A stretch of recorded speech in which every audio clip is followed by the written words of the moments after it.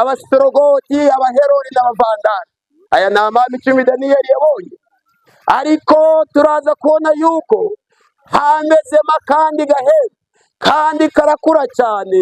Twumvikane kuri insanganyamatsiko, iyi nyamaswa ninde uzayirokoka? Mbese iyi nyamaswa ninde uzayirokoka? Tubonye yuko rero kabyize, kandi Daniyeli yakomeje kwitegereza abona amama 3 akurwamo, cyangwa se amahembe 3 arandurwa. Mu yandi magambo, abitwa Abasorogoti, Abaherori n'Abavandari, aka gahembe karabaranduye kandi basibwa ku ikarita y'isi na bugingo n'ubu, maze aka gahembe karakura. Mbese iyi nyamaswa ni bwoko ki? Ubu ni Uburoma. Iyi ni Roma mpagani.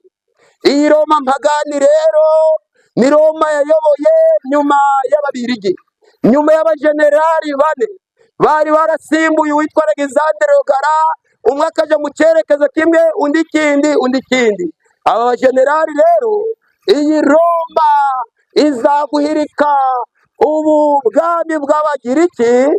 Irangije rero irayobora mbere mu mwaka w'168, ndavuga 168 mbere ya Kristo ataravuka.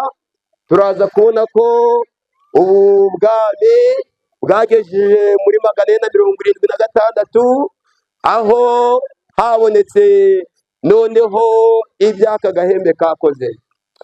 Hereye mu 168, ndagira ngo mbamenyeshe yuko hari icyo ubwami bwakoze cyangwa inyamaswa. Mbese utekereza ko yakoze iki?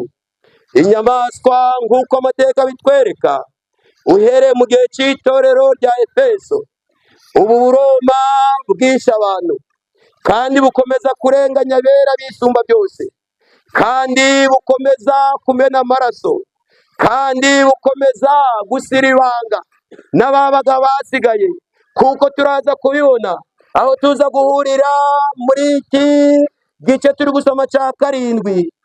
Maze mbona umurongo wa 21, ihembe rirwanya abera ryenda kubanesha. Maze mbona iryo hembe rirwanya abera ryenda kubanesha. Reka dukomeze tuje kwa uriya murongo wa 23. Maze wa wundi arambwira ati, iyo nyamaswa ya 4 izaba ubwami bwa 4 ku isi, kandi buzaba budasa n'ubundi bwami bwose, buzaconshomera isi yose, buyisiribange, buyimenagure. 24.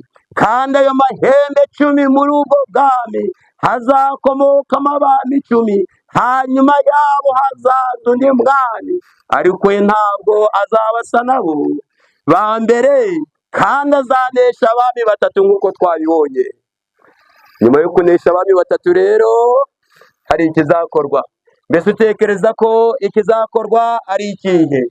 Murongo wa 25 turaza kumva neza, kandi tubanje kugereranya n'igitabo cy'Ibyahishuwe.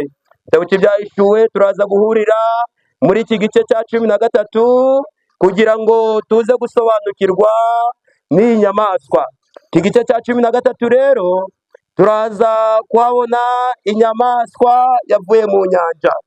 Inyamaswa yavuye mu nyanja isobanura ubwami bwavuye mu bantu benshi, kuko twayibonye bwari ubwami bw'Abanyaburayi. Iyi nyamaswa rero yavuye muri abo bantu benshi cyane, ihabwa ikuzo n'umwami w'i Roma, cyangwa se uwitwa Constantine.